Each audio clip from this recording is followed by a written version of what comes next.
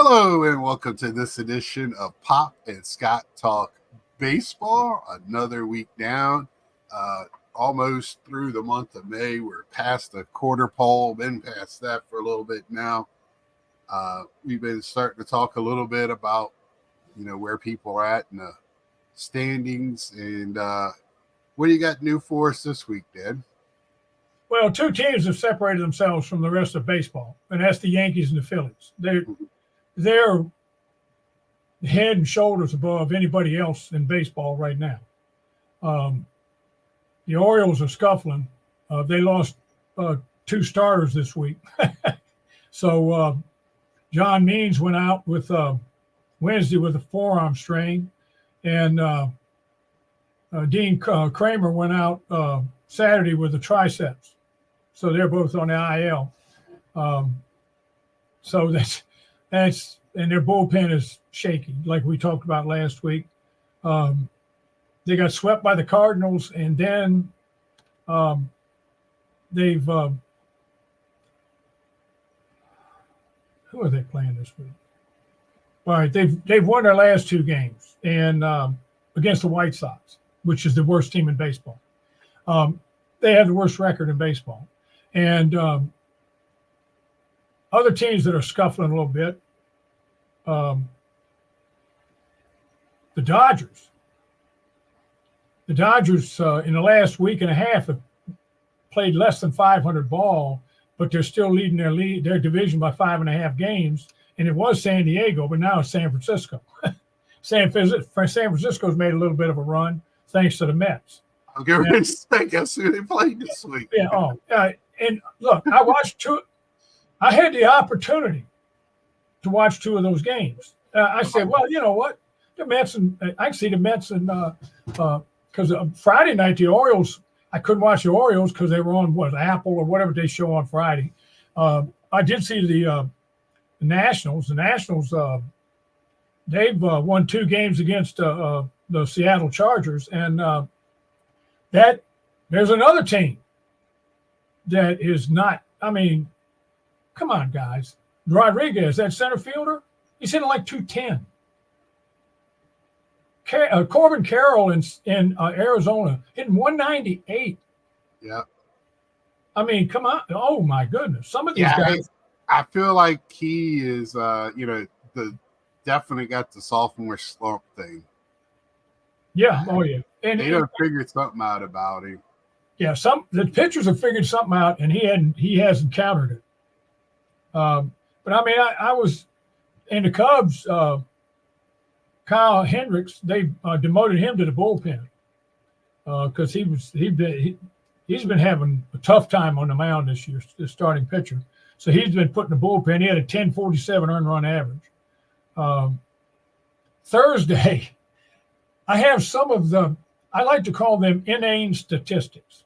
Baseball is famous for having statistics that mean absolutely nothing, but right. But they're kind of cute. In the 51 games this year that the Yankees have started, all of their pitchers have at least gone 4 innings. Now, when you look at this, it wouldn't look like much. Oh, really? They went 4 innings? Whoop-de-doo. Guess what, folks? That's the second longest in history. Okay. Here's another one. My man Aaron Judge started off so poorly and told everybody to calm down. He pulled the Aaron Rodgers, just, relax. And he was right. He is the only one. He's the only player since they started keeping records in 1901 to have at least 12 two-baggers and 11 home runs in a 20-game period. Now, what I'm saying is these are records that baseball keeps. They keep some of the credit. I mean, it's like, okay, hey, we got an interesting statistic. I'm watching MLB. They might come up with this. One of the guys comes up there and says, hey, Ignatius Wukafani for 12 games in a row has used the left urinal in the locker room. That'll be a record. because I love baseball, but ever since I've been a kid, I've always found it intriguing some of the records they keep. But because it's a game of numbers. Yeah, it is a game of numbers. Yeah, it's always, and so they're going to have these ridiculous. That's why mathematicians. That's why the first, the eggheads are attracted to the sport because, and I use that in a daring. I don't mean to put anybody down, but people that love numbers get attracted to the sport because it's all about numbers. That's why they play so many games, because the numbers come out at the end. So, it's kind of different than any other sport when it comes to that. And earlier in the week, they came out with the top 5 pitching staffs over the first 50 games. And they went, here again, it's numbers. It's got to be numbers. Mm-hmm. And the Phillies were 1, Seattle was 2, Kansas City was 3, the Dodgers were 4, and the Red Sox were 5. The Red Sox have given up. Yeah. It's a real surprise. However, I said, wait a minute, that makes no sense. So I dug a little deeper. The Red Sox have given up as many unearned runs as they've given up earned runs. That makes sense. So that's why. And there's stat too is a little. So if could have been the third out of the inning being made, exactly. Every run after that is unearned, and that's kind of off. Like, if you're a good enough pitcher, you should stop the bleeding. Well, I mean, the way the Yankees are playing, how in the world are they not up there? But that's. I looked into it, and it's well, because we talked earlier in the year about how bad the Boston defense was. It's right, not but the relievers for Yankees, if they would have done relievers, it probably would have been really good. The Yankees relief pitching is outstanding. The other thing that Xander Bogaerts went out with an injury and that's going to hurt San Diego. Well, they only got 7 shortstops playing in the infield or on the field at one time. So, yeah, he has a fractured shoulder, so he's going to be out quite a while, 6 to 8 weeks at least. What else have I got here? Oh,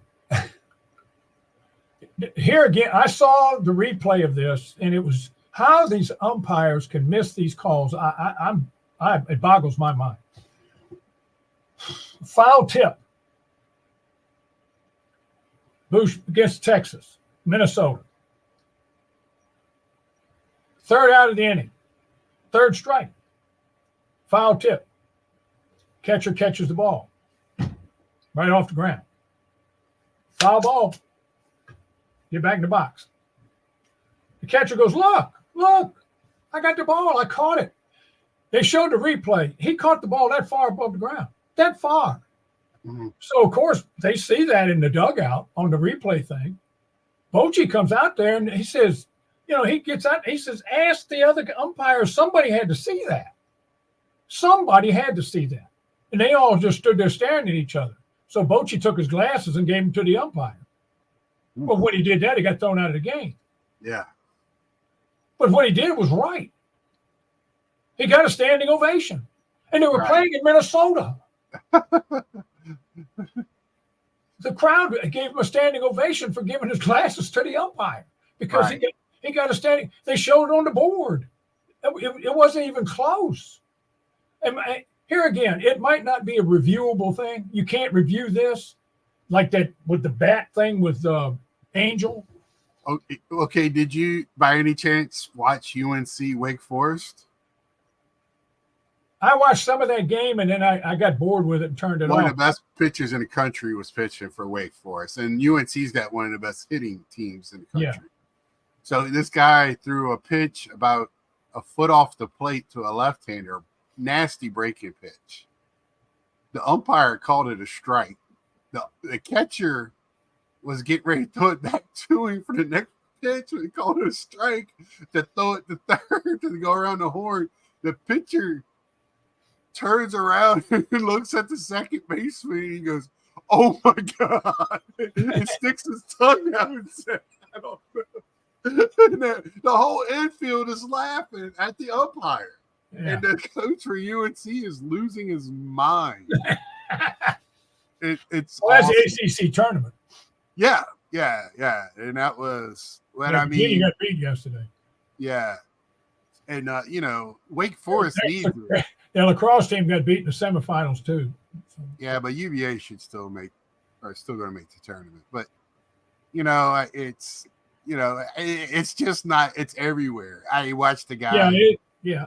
Well, the other thing is, too, son, the reason it's so prominent now is everybody's got a camera. Everybody's got a phone. Everything. You can see everything. They show everything. That UNC Wake Forest game 10 years ago, we'd have read about it in the paper. Yeah. But everything is right there for you to see. So it's easy. It's a whole lot easier to criticize the umpiring because the officiating in all sports, now that it's so scrutinized, you can pick and choose bad calls everywhere. I have started watching a lot of the WNBA because they actually still play basketball in the WNBA as opposed to the NBA, where I'm not sure what that is, but they still play basketball and it's enjoyable. And this group of girls that came out of college this year and got on these teams have made all these teams better. The places are all selling out, and the fans are going nuts. It's fun watch. But I kind of watched a couple of calls yesterday, or no calls. I'm going, oh my word, But I mean, it's like that in every sport. Baseball, going back to the thing with Bochy, which made that. This is what made that so important. He's thrown out of the game now. Big deal. He made his point. Now the batter walks. This was the third out of the inning. Minnesota scored 2 runs, and they won the game 5-3. This is where, like, I was talking to your stepmom. We were talking about it in here the other day when we were watching a game, and I'm complaining about. I was watching the Nationals game. The kid threw the ball right down the middle. And they called it a ball. And she's going, why do you get so upset about that? Because they'll miss a call the other way, won't they? And I said, yeah, honey, but right now this guy's like to hit a home run. I mean, there's a difference in these things. And so you don't know when a call like that is going to be crucial to the outcome of the game. That's what I'm talking about. And here, Minnesota scored 2 runs. They shouldn't have. They might have scored them. I'm not saying they wouldn't have scored them in the next inning. I'm not saying that, but they wouldn't have scored them that inning. Right. It was a third out. Right. So I mean, it was funny when Bochy handed the guy his glasses. It was hilarious, but I mean, it was. It's the importance of a call like that. And then when you have the umpire behind the plate, he can't see in front of the catcher. He can't see it. He called foul ball. He called what he thought was right. But the third base umpire, the first base umpire, and the middle infielder umpire, they can't see. They can't see that. They all have to be looking at the plate. Yeah. When the pitch is delivered. So I mean, that's why they're not paying attention. Yeah. Yeah. Oh yeah. Especially the 2 umpires that don't have. If it was a right-hander, that means the second base ump and the third base ump was pretty much off until the ball was in play. Yeah, because they don't, with. Well, they're human. They're human. They're human, and they're thinking about what they're going to eat after the game. I mean, that's, right? Yeah, they're just like, they're human. But when it starts piling up on, like, when one umpire misses a lot, and then that's when it's an issue, right? And then Harper got thrown out of another game too. He was complaining about the balls and strikes, and I saw the article, and I saw a replay of it. They were talking about, well, he just stood in the box arguing the call. Why did he get thrown out? Well, you don't know what he said, right? And the second thing was, I couldn't tell exactly, but it might have been. It looked like the umpire, when he took off his mask, he said, "I've heard enough. Go back to the dugout." And Harper said a few more words. Well. Yeah, and you don't know the history between the two. Exactly. And so, I mean, I'm not gonna blame the umpire every time something happens to somebody. Right. But it's just the Phillies didn't need Harper anyway. But anyway, there's a couple of other injuries of note. Josh Lowe, is it, for Tampa? He went out. He's on the injured list. I didn't see what happened. Well, this is his second time. Stint. And he started the season on the in the Athletics. We've talked about them in a couple of weeks. They've actually played pretty decent ball. They're not winning a whole lot of games, but they're playing decent ball. They lost Ross Stripling. He went out with his elbow, so he's one of their best pitchers. So that's my man JJ Bleday is playing pretty well, which I'm happy for. I was high on him when he got drafted, because I saw him play college ball, but that's a big difference. College ball to the big show. Yeah, I guess the one thing. Oh, one other person I got to mention. Eric Fetty. Eric Fetty pitched with the Nationals for about 3 years. Mm-hmm. I think he won one game. He would pitch halfway decent and then get tagged the next 5 or 6 times.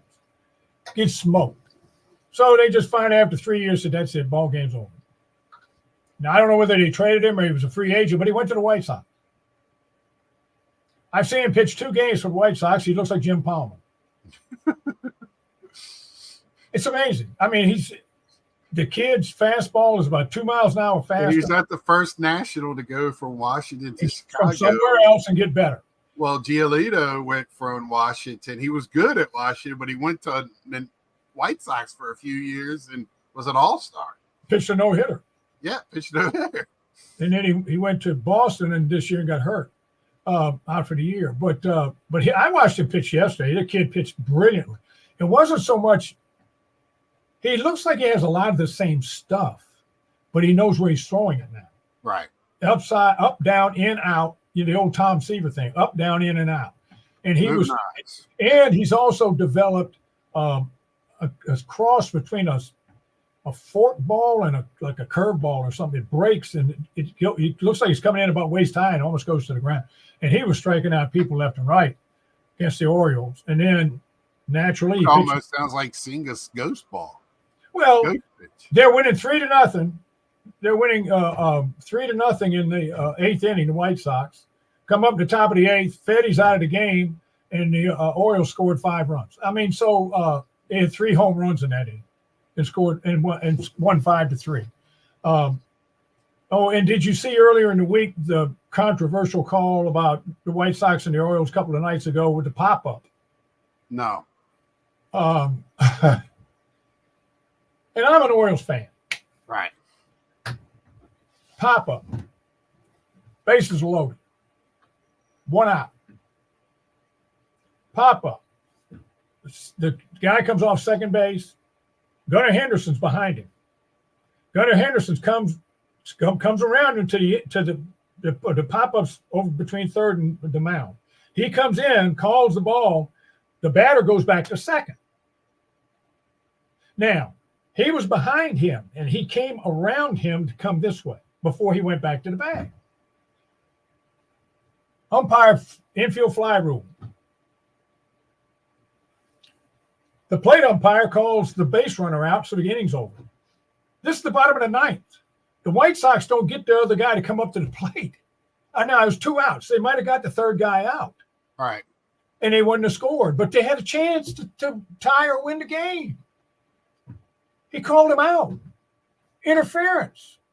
Because he got in the fielder's way. And I saw the replay. I'm going, what? Because I didn't know what the call was. Right.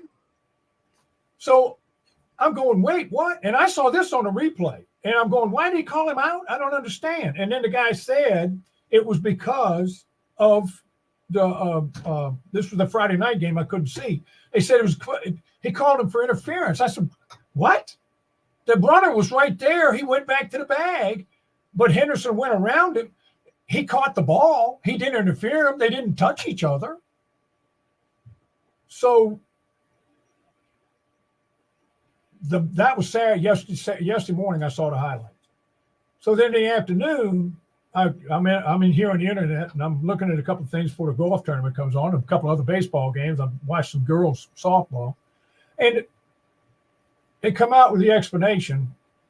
Yep, the umpires were wrong.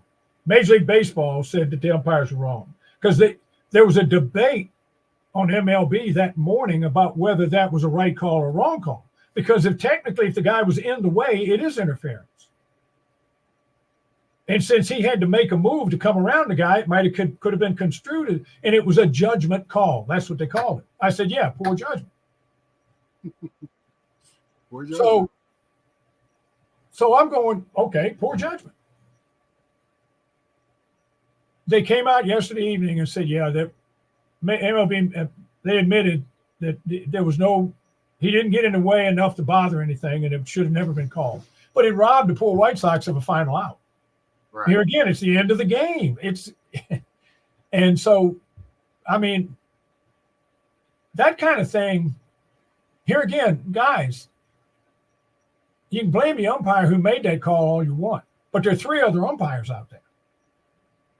They have everything hooked up to the replay thing in New York without the other umpires supposedly sitting in there, rule gurus who can make calls on the replay. Somebody could have said that's wrong, but nobody said it was wrong. So I mean, there's no recourse. White Sox can't do anything about it. So anyway, that was another thing I want to bring up because that was just. Well, I just think, like you said before with the umpires, first off, that's a human error call. It's human. And like you said, every game, everything's so, national television used to have 17 cameras at the game. Now every game has all these cameras. Local TV now is no different than national television. So everything is so televised now, and cameras, and then you have as many people there at the game, as many cameras you have at the game. Yeah. Everybody's got a phone. Right. So it's everything is right there. And I mean, you're going to make mistakes. And I've always said what I like about baseball and why it's called the pastime is the stories. I remember when stories, right? Where were you the day the guy got the no-hitter and the umpire missed the call at first?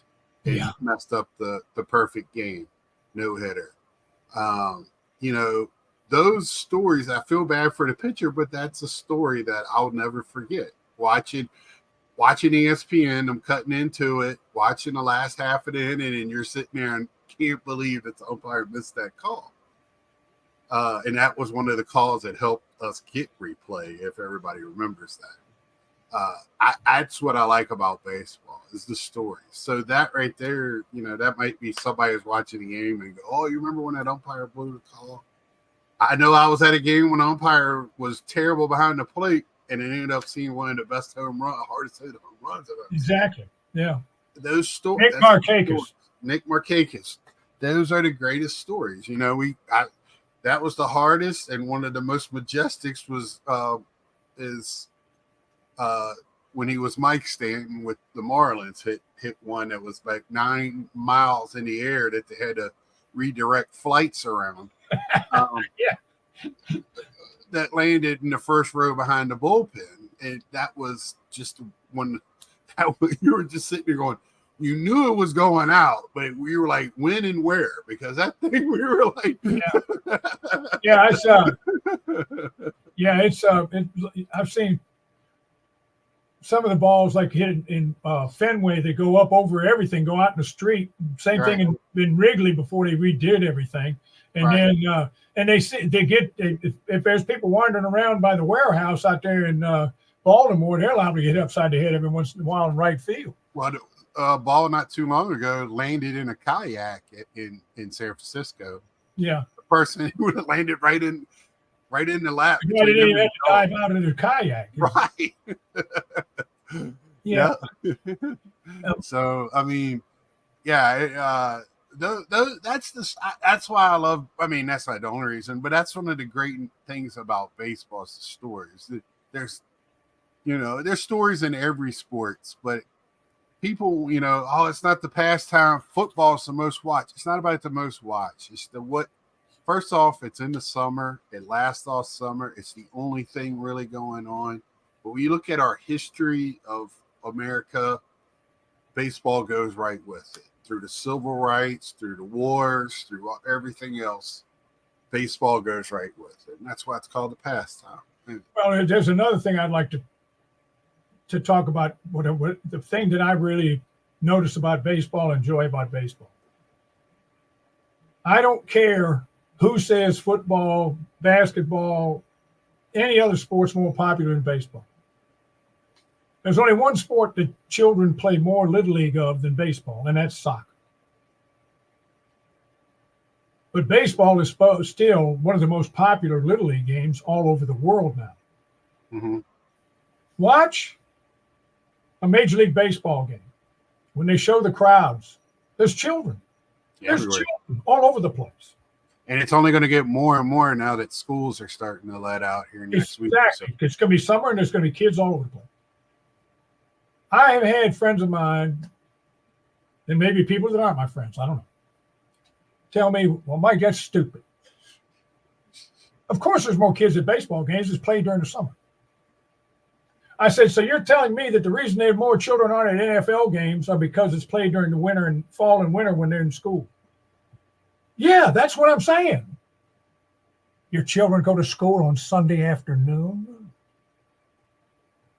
Why aren't they if they don't go to school on Sunday afternoon, how come they're not at their game with mom and dad? Mom's not even at the game. And even then, like his dad and his Coors Light. That's who's at the game. Right. Football and basketball's got quite a few kids. What I've been noticing at WNBA games, there's a lot of kids because there were a lot of children. Family. There were a lot of children at the women's college basketball games. Yeah, too. it's More than the men. Well, I think it's because of the prices of the game. You could take your family, and also it's more family oriented. Where like baseball is created for baseball everybody. Is more. It's a more family type game. I mean, it doesn't go as fast. You don't have baseball's relatable by all ages because it's played the same way by all ages. Yeah, and the other thing is really, too. I mean, when you go to a baseball game, you see people that actually look like you on the field. Yeah. When you go to any of these other games, those people don't look like me. Yeah. They're either 6'8", weigh 250 pounds like LeBron James, or there's, some offensive lineman that's 345 pounds, 6'5". I mean, they don't look like me. You can run a 5 foot. Yeah. I mean, you can take your fifth grader to a Houston Astros game and say, look, Junior, you're the same size as the second baseman. That's right. And he can play. So you can play. Yeah, and that's a lot of truth to it. I mean, I've always said that too, because I was always shocked as a young adult going, or even an older teenager, where I was already, over 6 foot tall, and I was probably taller than 75% of or more than that of the baseball players on the field. I was, built a little different, but I was. You go to a Braves game when we were, growing up in Richmond. When I got to be an older teenager, I was a monster over a lot. Not Ryan Klesko and some of those other guys, but a lot of them. Chipper was there then, and the Chipper was good size there. Yeah, but I mean, you know what I'm saying. It's you're very you hit that nail right on the head. It's very relatable to everybody, and it's not a hard game. And just like, softball has the same rules. They just play it a little, underhanded. And because I want to make this without sounding misogynistic, but that's why women can, because it's something they played in growing up. I mean, your mother played it. My grandma would play it with me all the time. She loved baseball. Yeah. My mom loves it. My stepmama loves it. Yeah, because when I coached, first Little League team I coached that you were on, your mother was my assistant coach. Right. Yeah. She's on the picture up here with the cards. Yeah. I mean, it's a family, very family oriented.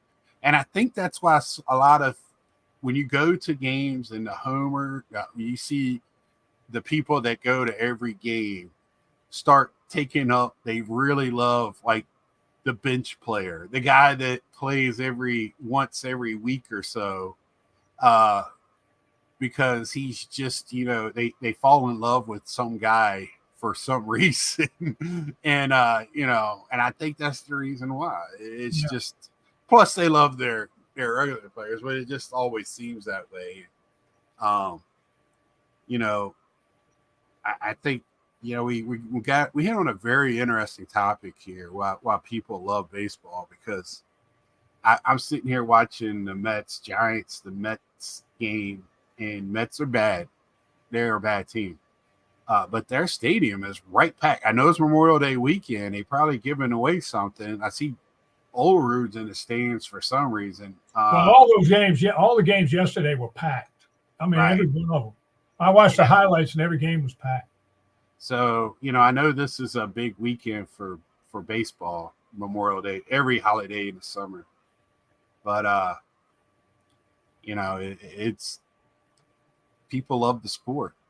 And even casually, more people will sit there and go, yeah, I'll have it on while I'm doing other stuff. Well, that's what I do.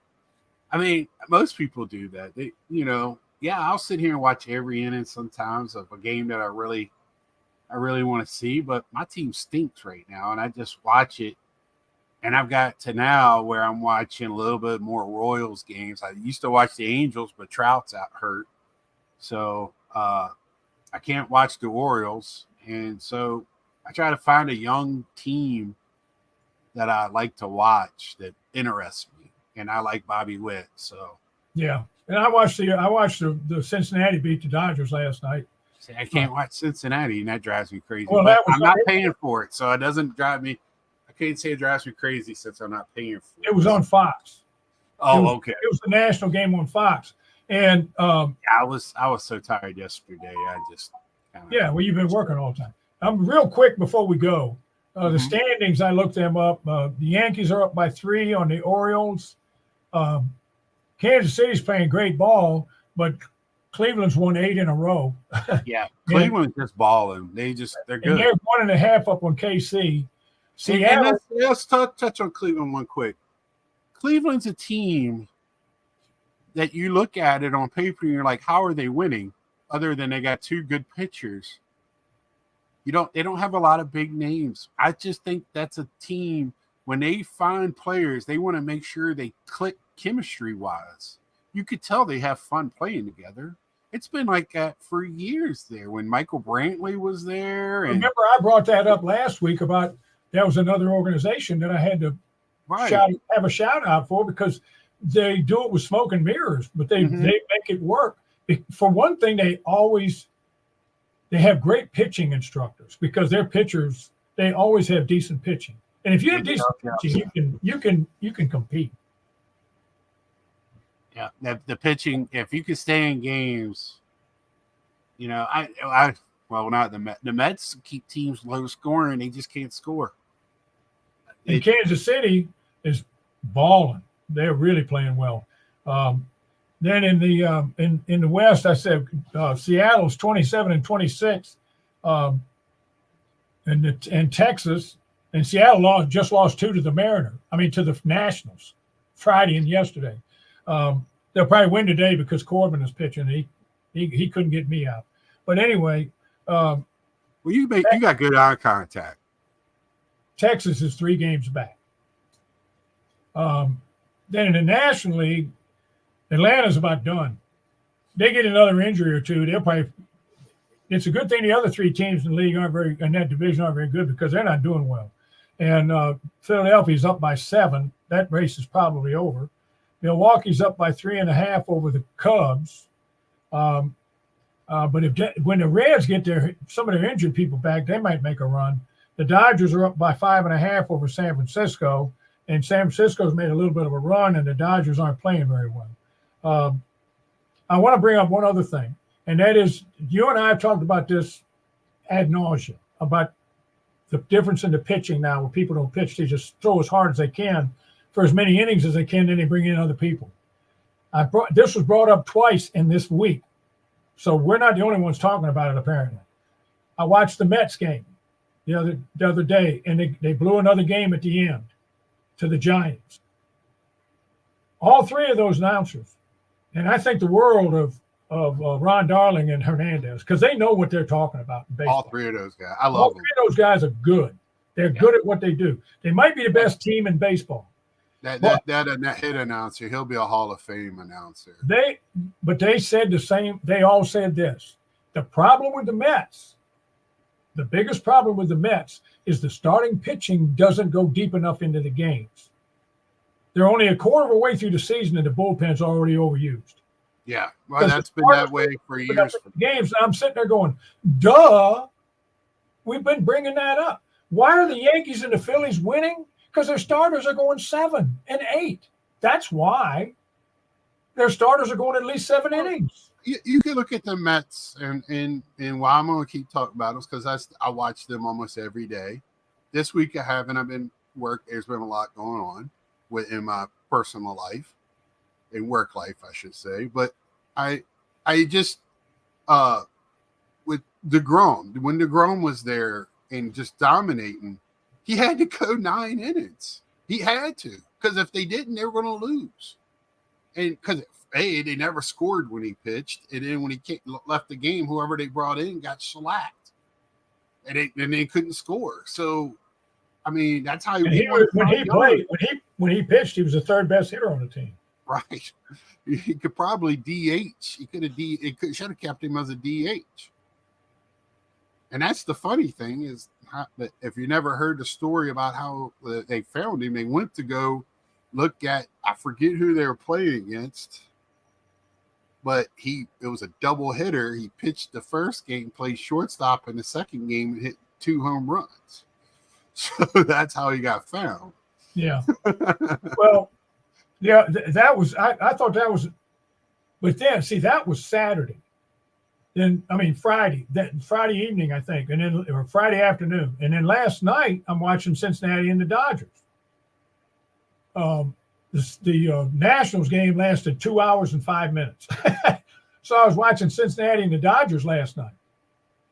Guess what the announcers talked about? Now, this is a national game. Smoltz and people like that, what's his name? Rosenthal. He was in the dugout. This is what they were talking about. Major League Baseball realizes there's a problem. Their stars are they don't have stars for their starting pitching anymore. The starting pitching are not the stars anymore because they don't pitch complete games. They don't pitch late in the games. Yeah. It's all about the relievers. You got bullpen games. You got all this other stuff. So now baseball's trying to figure out how they can move rules around, change rules so that starting pitchers can go deeper in the game. I'm thinking this was on Fox last night in the game. I'm sitting there going, as sleepy as I am, how can you change a rule that makes a guy throw not as hard as he's throwing? What are you going to do? Make him use a relief pitcher for the first 2 or 3 innings? I don't know how.